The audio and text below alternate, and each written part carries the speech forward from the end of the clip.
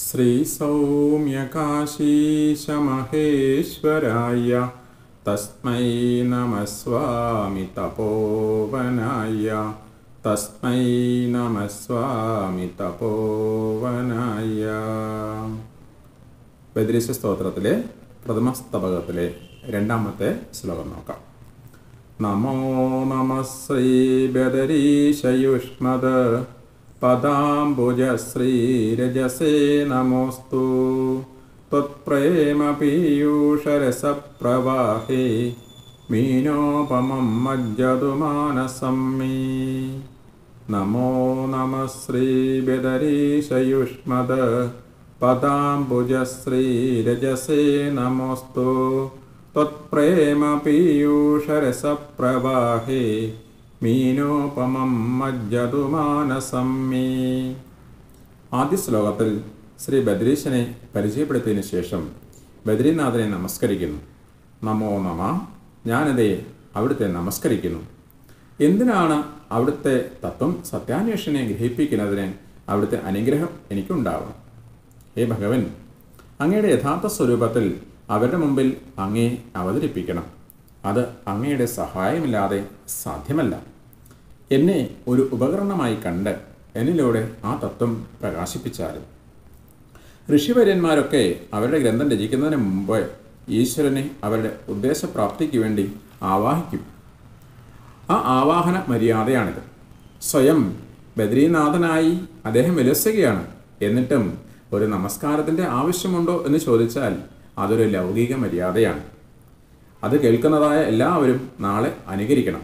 അല്ലെങ്കിൽ അവരും ഈ ഒരു മര്യാദ പാലിക്കാതെ തെറ്റായി ആചരിക്കും. അതിന് താനൊരു കാരണം ആവില്ല. ഇവരുടെ ഒന്നും മഹത്വം ആർക്കും അറിയാൻ സാധിക്കില്ല. ശ്രീശങ്കരൻ ആത്മബോധം എന്ന പ്രകടന ഗ്രന്ഥത്തിൽ പറയുന്നു, മഹാത്മാക്കളെ തിരിച്ചറിയുവാൻ ബുദ്ധിമുട്ടാണ്.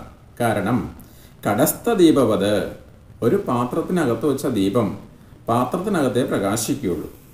പരമമായ സത്യത്തിലോട്ട് ഉയർന്ന ഒരു മഹാത്മാവ് സ്വാന്തരേവ പ്രകാശതേ, അവരുടെ അന്തരംഗത്ത് മാത്രമേ അവർ പ്രകാശിക്കുകയുള്ളൂ. അവരുടെ വൈഭവം മറ്റുള്ളവർ അറിയണം എന്നവർക്ക് ആഗ്രഹമില്ല.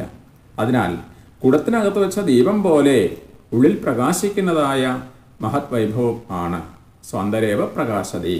അതുപോലെ ഈ ആത്മതത്വവുമായി താതാത്മ്യം പ്രാപിച്ചവർക്ക് അനുനിമിഷം ജീവിക്കുന്ന ഒരു മഹാത്മാവാണെങ്കിലും ലൗകിക മര്യാദയെ മാനിച്ച് ഇത് അദ്ദേഹം പറയുന്നു, നമോ നമഃ ശ്രീ ബദരീശയുഷ്മദ്.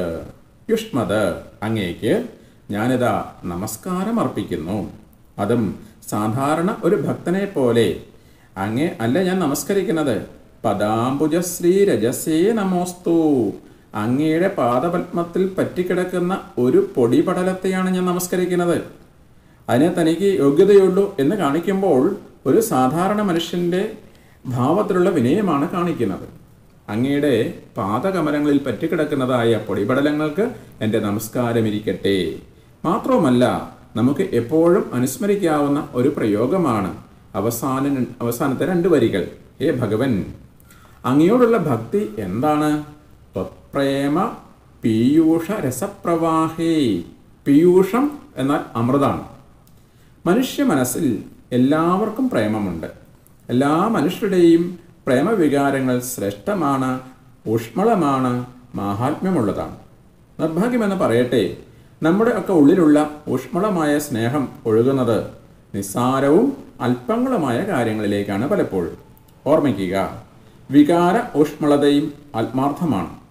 കുറച്ച് കഴിയുമ്പോൾ ഇത്രയുമൊക്കെ ഞാൻ ചെയ്തിട്ടും ഇങ്ങനെയൊക്കെ ആണല്ലോ ഉണ്ടായത്, അങ്ങനെയല്ലേ ഉണ്ടായത് എന്ന് നാം പറയുന്നത് എന്തുകൊണ്ടാണ്?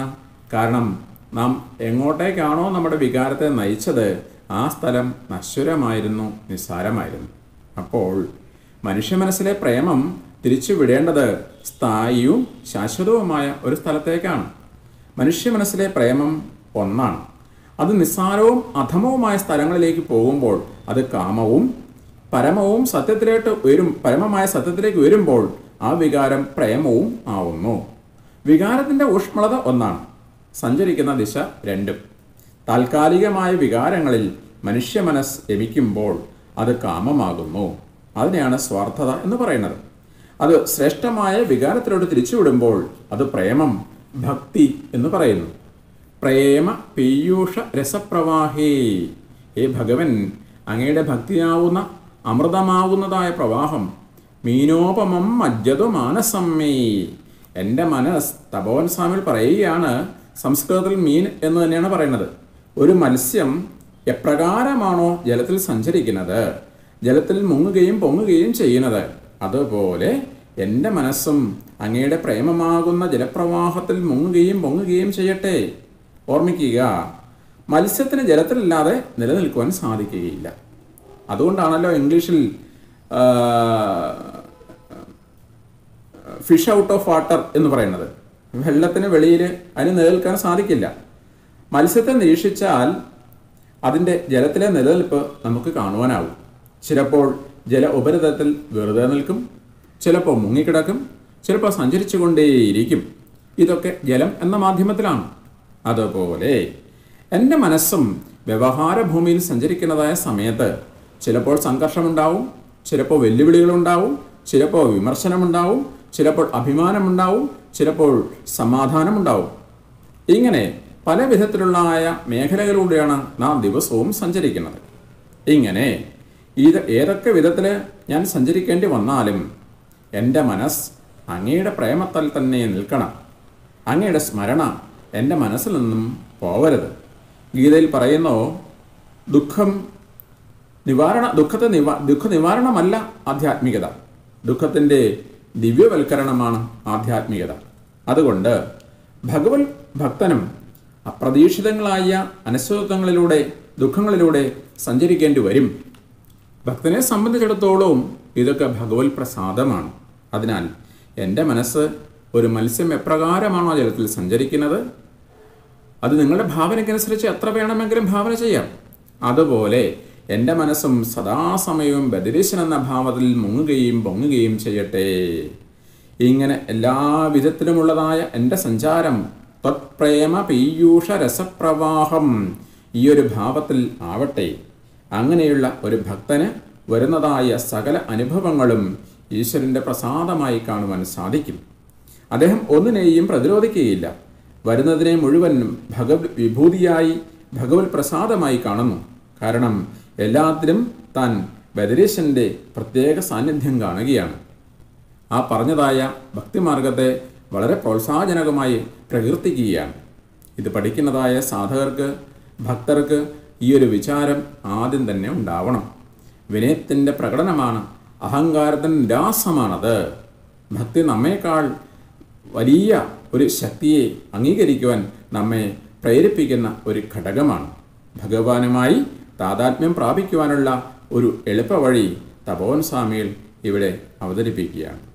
തുടർന്ന് അടുത്ത ശ്ലോകം നമുക്ക് പരിചയപ്പെടാം. ഹരി ഓം.